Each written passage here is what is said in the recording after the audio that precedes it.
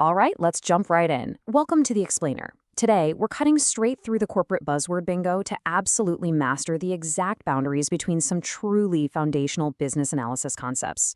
We're talking requirements, metrics, and KPIs. If you've ever been sitting in a planning meeting and felt like everyone was just kind of using these terms interchangeably, trust me, you are not alone. But getting this right, that is exactly what separates a messy, confusing project from a wildly successful one. So, quick question for you. Do you know the exact difference between a metric and a KPI? What about a functional versus a non-functional requirement?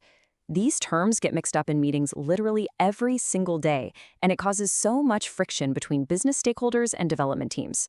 But proving you know the precise difference is absolutely critical for success in pretty much any tech or business role. It completely changes how you scope projects, how you measure success, and how you communicate value. Our source material actually gives us this incredible golden rule. It says, in an interview, the fastest way to show you understand this topic is to trace one goal all the way down through all three levels in a single example. That right there, that's our entire game plan for today. We aren't just going to define terms in a vacuum. We're going to build a single, connected story that flows from high-level strategy right down into technical execution. Think of project requirements kind of like a giant funnel. You start super wide at step 1 with the business requirement. That's the big, overarching why behind the whole initiative. Then, that broad goal narrows down as it flows into step 2, the functional requirements, which are the literal what the team needs to build. Finally, right at the narrowest point, step 3, those specific features are refined by non-functional requirements. These are the constraints that dictate how well the system must perform. Let's break this down piece by piece. So, starting right at the top of that funnel, we've got the business requirement. This is your high-level statement of the goal the business actually wants to achieve. It is strictly the why. And here's the kicker. At this stage, you completely ignore screens, databases, or specific software features. A business executive doesn't necessarily care about the back-end architecture, right? They care about business outcomes like revenue, cost reduction, or market growth. To make this concrete, our source uses a perfect anchor example. Reduce customer churn by 20% within 1 year. Just look at that phrasing. There is absolutely zero tech jargon there. Nobody is talking about an app update or a server migration.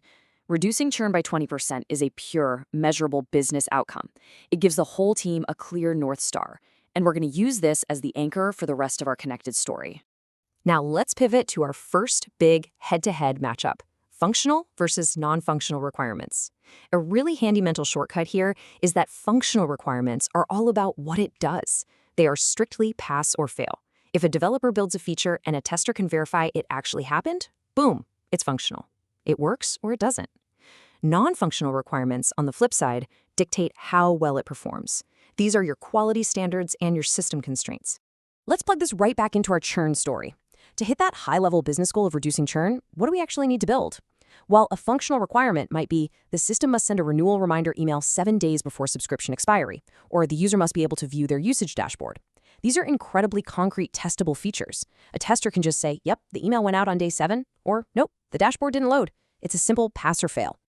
But then we shift gears to non-functional constraints. You can think of these as the invisible quality standards of your software. When they work perfectly, the user never even notices them. But the second they fail, everybody notices immediately. We're talking about the core pillars of a great user experience: performance, which is your speed; security, keeping the data locked down; reliability, scalability for when user traffic spikes; and availability, which is your guaranteed uptime. So how does that change our ongoing story? We already know we need that usage dashboard. That's our functional piece. But now we slap some constraints on it. The application should load within 2 seconds, and the system must be available 99.9% of the time. The dashboard itself is functional, sure, but that strict 2-second load time and the near-perfect uptime guarantee, those are your non-functional quality standards. They are what ensure the feature is actually usable in the real world. Okay, so here's the million-dollar question. Let's say you built the system flawlessly to the requirements. It has the dashboard feature, it's lightning fast, and it literally never goes down. But how do you measure if it actually solved the underlying business problem we started with? Did churn actually drop? That right there brings us to our second huge distinction. It's time to separate operational metrics from KPIs. And honestly, this gets messed up all the time. A metric basically measures any activity. Actually, scratch that. Think of it more like a raw data point. It just tells you that a thing happened. But a KPI, a key performance indicator, that is a highly strategic metric tied directly to whether you actually achieved your high-level business goals. Remember, all KPIs are metrics, but definitely not all metrics are KPIs.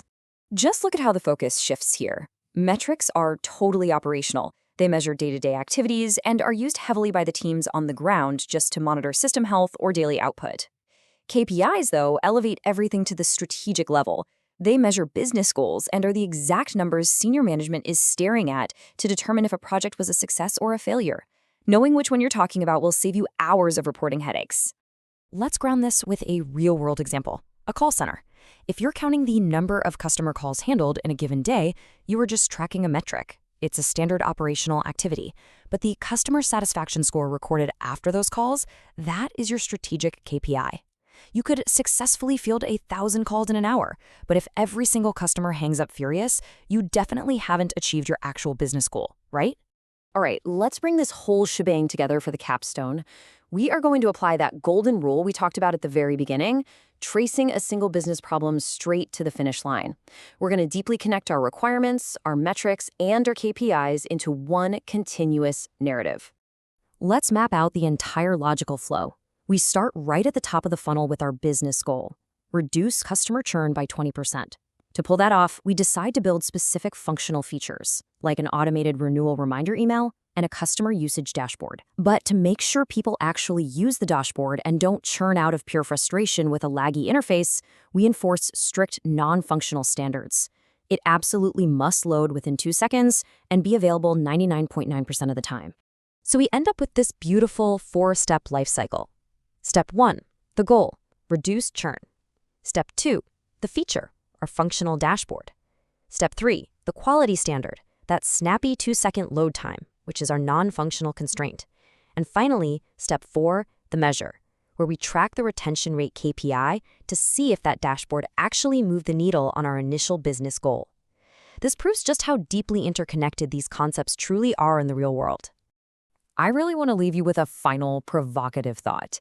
If you walked into an interview tomorrow morning, could you flawlessly trace a single business goal down through its functional features, its non-functional standards, and its strategic KPIs? Because using this framework, you absolutely can. The next time a project kicks off, try walking your team through this exact progression. Thanks for hanging out with me for this explainer. Now go start practicing your own connected stories.